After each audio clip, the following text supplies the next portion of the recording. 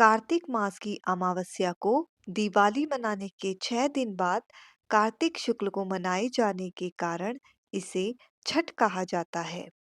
यह 4 दिनों का त्योहार है और इसमें साफ सफाई का खास ध्यान रखा जाता है। इस त्योहार में गलती की कोई जगह नहीं होती। इस व्रत को करने के नियम इतने कठिन हैं। इस वजह से इसे महापर्व और महाव्रत के नाम से संबोधित किया जाता है। मान्यता है कि छठ देवी सूर्य देव की बहन है और उन्हीं को प्रसन्न करने के लिए जीवन के महत्वपूर्ण अवयवों में सूर्य व जल की महत्ता को मानते हुए इन्हें साक्षी मानकर भगवान सूर्य की आराधना तथा उनका धन्यवाद करते हुए माँ गंगा यमुना या किसी भी पवित्र नदी या पोखर तालाब के किनारे यह पूजा की जाती है। षष्ठी माँ यानी छठ माता बच्चों की रक्षा करने वाली देवी है।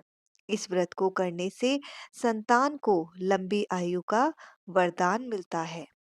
मार्कंडेय पुराण में इस बात का उल्लेख मिलता है कि सृष्टि की अधिष्ठात्री प्रकृति देवी ने अपने आप को 6 भागों में विभाजित किया है। इनके छठे अंश को सर्वश्रेष्ठ मातृ देवी के रूप में जाना जाता है, जो ब्रह्मा की मानस पुत्री भी हैं। वो बच्चों की रक्षा करने वाली देवी हैं। कार्तिक मास के शुक्ल पक्ष की षष्ठी को इन्हीं देवी की पूजा की जाती है। शिशु के जन्म के 6 दिनों बाद इन्हीं देवी की पूजा की जाती है।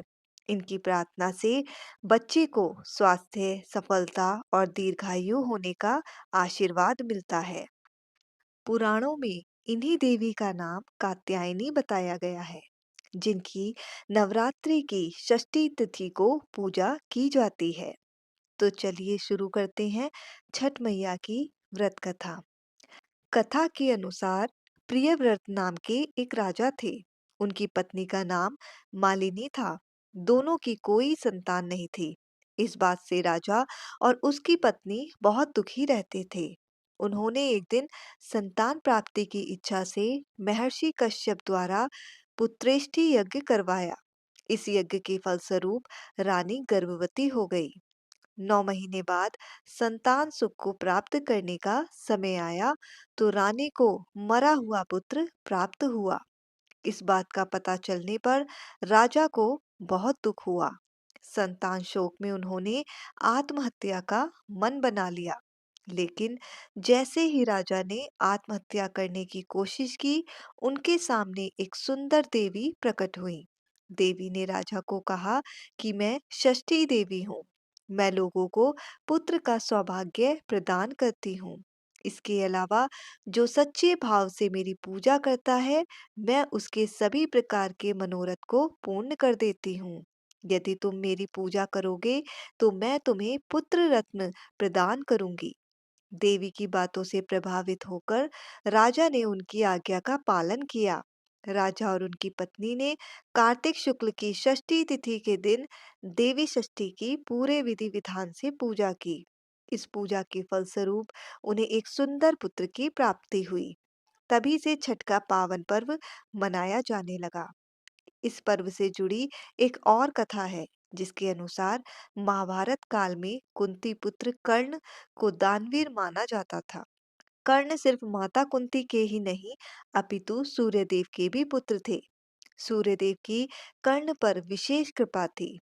कर्ण नियमित रूप से प्रातः काल उठकर सूर्यदेव को अर्घ्य दिया करते थे।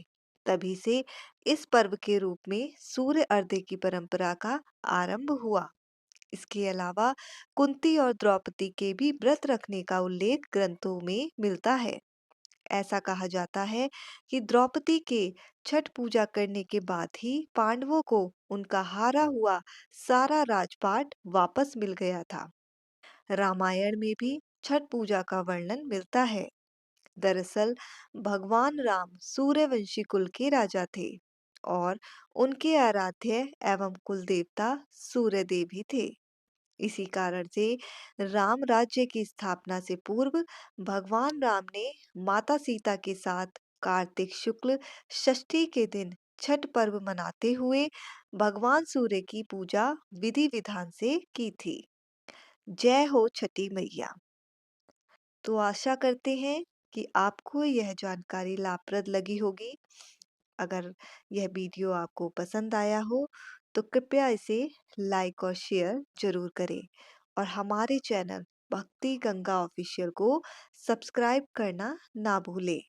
तो फिर मिलते हैं एक और रोचक और ज्ञानवर्धक वीडियो के साथ।